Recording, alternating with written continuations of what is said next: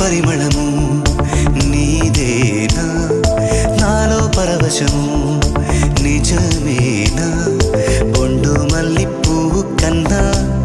తేలికగు నీ సోకు